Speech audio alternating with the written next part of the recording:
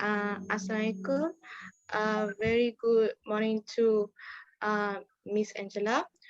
Today, my group and I will be presenting a discourse analysis on speech act based on two presidential inauguration. Next slide, please.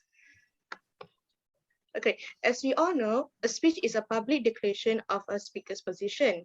Speeches are commonly used as an effective method for organizing support, conveying opinion, and persuading people to accept or agree with the speaker's ideas. This is true because for presidents, as they, for example, in political theories, speeches are used to persuade people. They will convey their ideas, and also they will share their visions on the country. This will help them gain more followers and support from the public. And when more people agree with his ideas and vision, the more people who will support him and vote for him to become president or in a higher ranking position. Now, in this paperwork, in this presentation, we will discuss how President Obama and Puan Halimah Yacob expressed their ideology and views for their country based on their speeches. Next slide, please.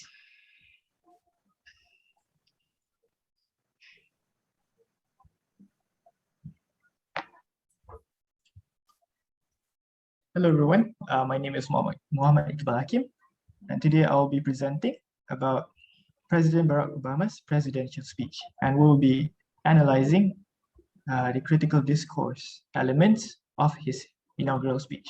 So first of all is the speech act.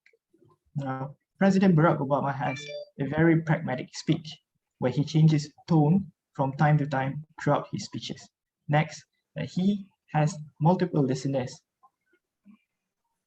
What I meant by multiple listeners is that usually when we communicate, we have one listener who understands the context of our speech. But in the case of Barack Obama, his inaugural speech actually have multiple listeners, which is first is his own countrymen, next is the other nations, and nations that he is willing to cooperate. And lastly, he altered his speech in a way so that he could convince people to rebuild America and to show that America is willing to work with other nations. Next.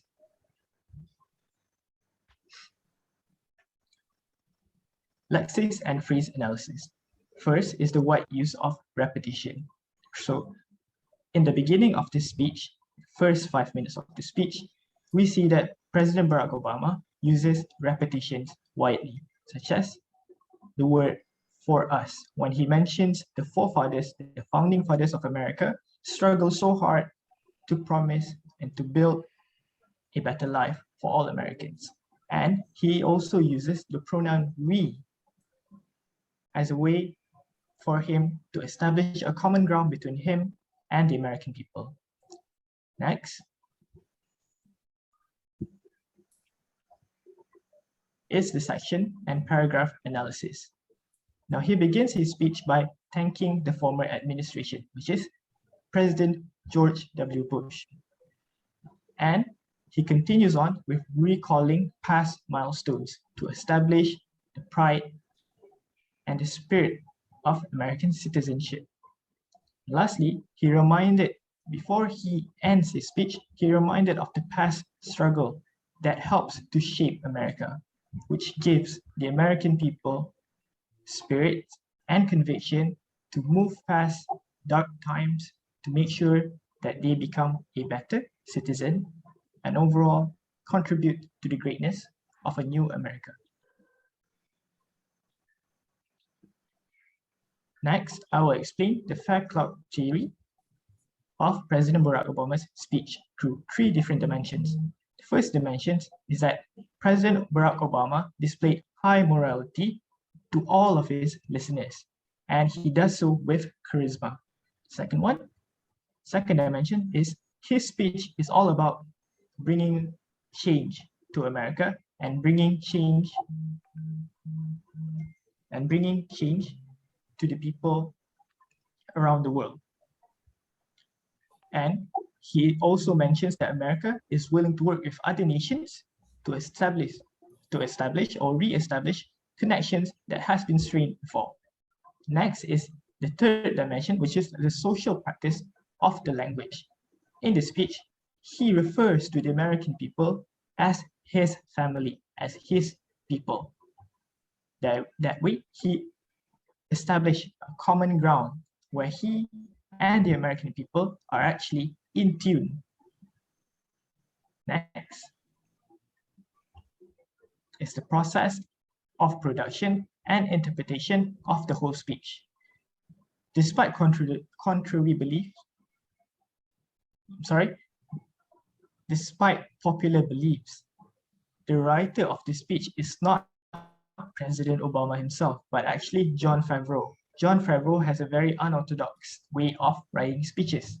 Now, we see this as President Barack Obama often changes his tone and his context from time to time.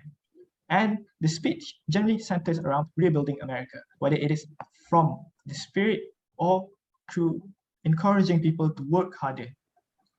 And it also emphasized the collective responsibility of the American people towards their own fate. I will pass on to my colleagues for the Eastern speeches. Okay. I will then be explaining about the speech ad for the Eastern speech. The Eastern speech. For Eastern speech, we have chosen President Halimah Yacob, who is the president in Singapore. Now, for speech ad, I have found three speech acts, which is commissive, declaration, and also expressive. Now, commission is like when you are declaring your service. You are declaring towards the people that you will do your best in your job. For example, like in President Halimah, that she said it is a heavy responsibility and I will do my best. It shows that even though her job has a big responsibility, she will do her best in her job for her people. And now is declaration. Now declaration is different from commissive. A declaration is what you declare is a change. Yeah. For commissive, you are declaring your responsibility. You are declaring that you are willing to take the job. For declaration is where it's almost like your ideology. You declare what you're going to change. For example, in President Halimah's speech, where she said, I also welcome the major investment in skills upgrading to help their parents earn more and enjoy better job security. It shows that she told her people she will use her power to change, to upgrade the major investments in their country. For expressive is where she expresses, where the speaker expresses their feelings, their gratitude. So like President Halimah said, I am honored by this opportunity to serve as the 8th president of Singapore, where she is expressing towards her people that she is honored to become the president. Yeah, next slide, please. Word frequency analysis is where when we analyze the how where the word is constantly repeated. Now, when we are analyzing word frequencies, usually we would analyze the pronouns, like personal pronouns or even the possessive pronouns.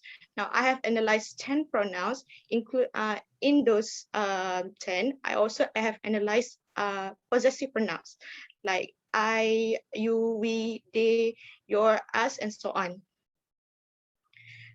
Next slide, please.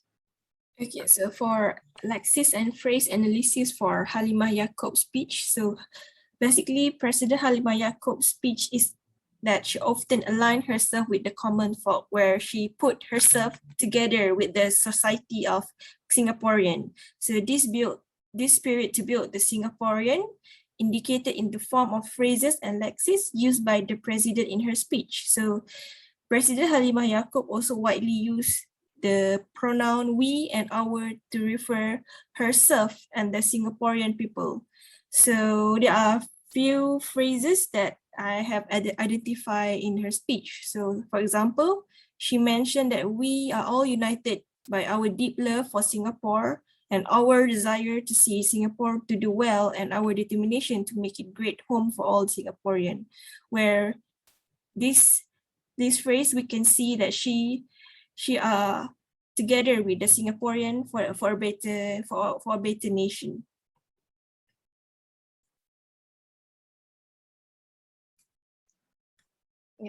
Now for section and paragraph, I have President Halima is the same like Iqbal Hakim has presented about President Barack Obama, but I have analyzed it in differently, where I have categorized her speech into ideology, narrative, and also historical events. Where ideology, she would share her ideas for her country, also her vision, and narrative is where her speech is quite unique because she is also telling her own story, her background towards her people, where she how was she was in how was her childhood, her education, about her father, how she grew up in Singapore in a hard way. And also, in her speech, she also talked about historical events, where she would talk a bit about history of Singapore. Next slide, please. So for the process and the production and interpretation of Halimah Yacob's speech. So in her first speech as president, Halimah followed the ceremony. Halimah vowed to uphold the principle of multiracialism, meritocracy, and call upon fellow Singaporeans to work together in addressing future challenges. So she also touched upon the continuous presidential election and acknowledged citizens who were against it. So you can see here that she mentioned a few sentences in her speech that she still respect different perception from the citizen of Singaporean itself. So here she say, I respect their views. And then another phrase, she said that like them, I look forward to the day when we will no longer need to rely on the provision or to have reserved election, and Singaporean naturally and regularly elect citizens of all races as president. Moving on with the Fairclough theory. So basically there are 3 dimensions of Fairclough theory. The first one is text, where it happens when we write something or we choose certain word to utter. So in President Halimah Yacob's speech, she mentions that I call on all Singaporeans in her speech, where she does not classify as a gender or listener that could be a man, a kid, or maybe a lady in her speech. So basically, she refers to all of the Singaporean nation in her speech. So for us, the second dimension, which is she bring on the President Halimah's speech carries a welcoming tone when she delivers the message that Singapore is willing to work with all that strive for a better nation. So here are her speech where she said that we have made a great progress building a multiracial society over the years, but we also know that this endeavor is a constant work in progress. The last dimension is the social practice of the language, where in the president's speech, the president positioned herself almost a leader and a family figure in society, where that she maintains a tremendous respect for family. So this family relationship has always been a common feature in Singapore politics, but few leaders actually managed to maintain. So here she said that I will use the president challenge to uplift the less privileged in our society beyond giving immediate help. We must also assist needy families to prepare for the challenges of tomorrow. Thank you, Sarah. I will now continue on with the interpretations of the two speeches by President Barack Obama and President Halimah Yacob. Sarah, can you move up a bit so that we can see the slide? Okay, so first of all, both of the president place a very precise importance on discourse. Now we can see this where they put community discourse as one of the main points in their speeches. Now what is community discourse? Community discourse is where they understand that society is built around different levels and different societies have different way of interpreting their messages. Now we can see this when Barack Obama mentions himself almost as if he is a very stern yet very caring leader, where he understands the working class of the American people, their struggles and their hardships. And he promises that through the collective effort of the American people, that they too can turn around and change their fate. Now, for President Halimah Yacob's speech, while not as stern and not as how do I say? Well, not as strict as President Barack Obama's, she does emphasizes on her intonations and her voice. If you look at the video where President Halimah Yacob's speech, she almost resembles a loving mother, emphasizing on what creates Singapore a good nation above others, which is through meritocracy, selflessness, responsibility, and many other moral values that will seem insignificant to other people. It is the core value that made Singapore the efficient and productive nation it is today. Thank you.